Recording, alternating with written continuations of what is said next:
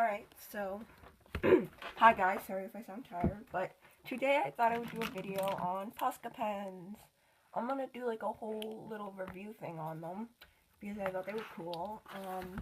First I'll swatch them out in this little sketchbook, because why not?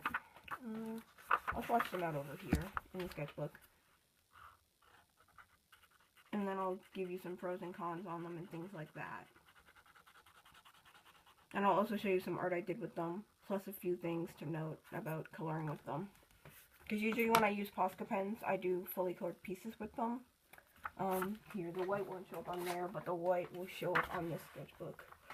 Because this is a Pantone sketchbook.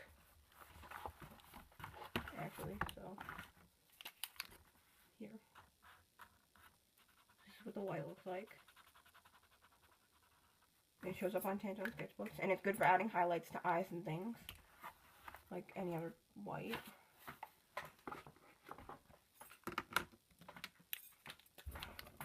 And I got these, like, pens probably in the summer, so, yeah, I like them.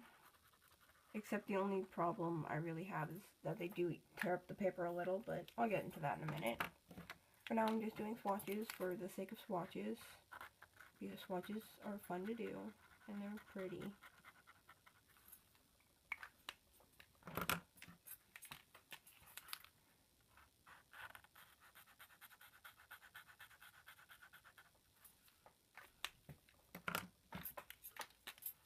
This yellow one's like almost dead, so you probably can barely see the yellow because it's almost dead because I used the yellow marker a lot, which just shows that I love these because I'm using them a lot to almost have a dead marker.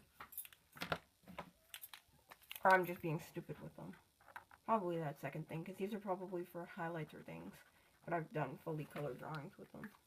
But their like website said that you can do fully colored drawings with them, so yeah. But that's probably just not what most people use them for, regardless of website. And these are the ones that I have that I did swatches for. They have way more colors than this, but I only had their set of some odd colors, like, I don't know, but I only have this set of colors plus the white one I showed you. And yeah, that's it. Some things to note. I don't know which one will do this, but sometimes if you already have it like activated and you push down really hard on the marker,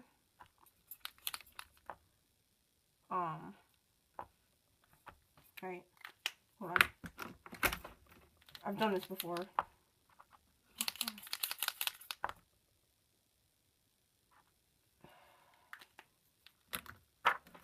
Sorry, I wanted to show you this thing I did before.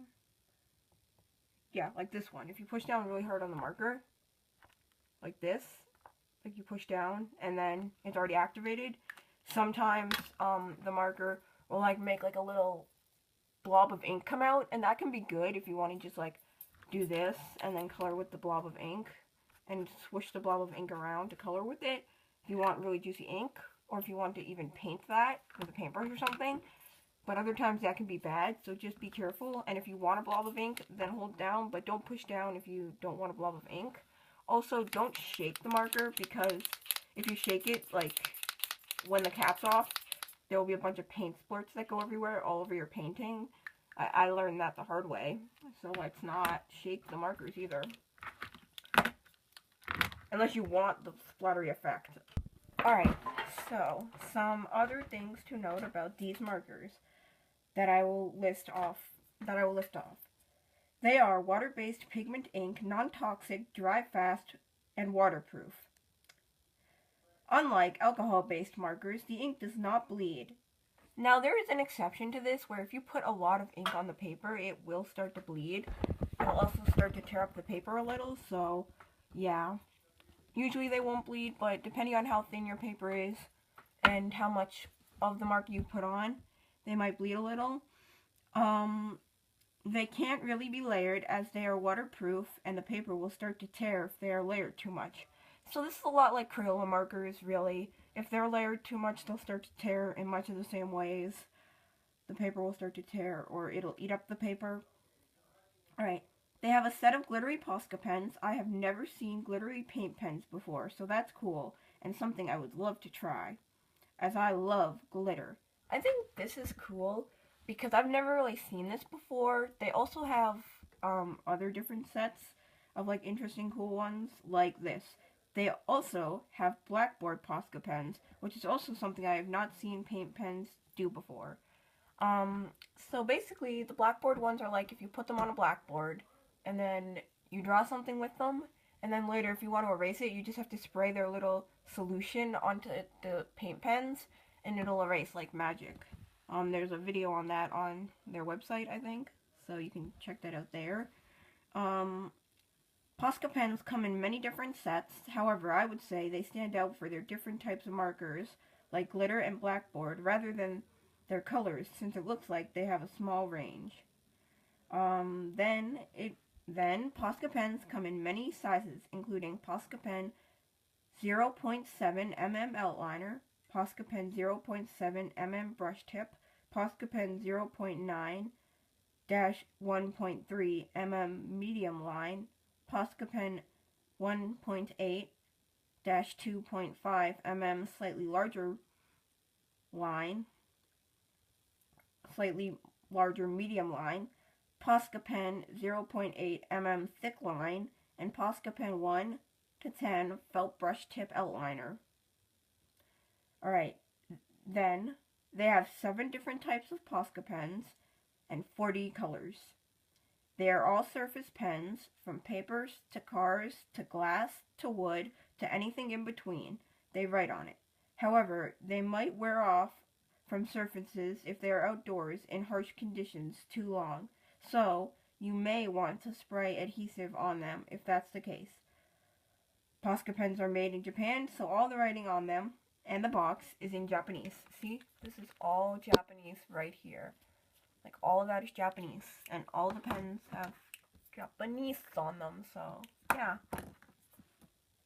Posca pens range anywhere on Amazon, at least from $1 for one pen to $20 to $30 for a set. I think I've seen like a set of like 20 Posca pens be even $40, which is like outrageous, but I got like a set of 12 of them for like $12 on Amazon, so you can usually find some pretty good deals if you look.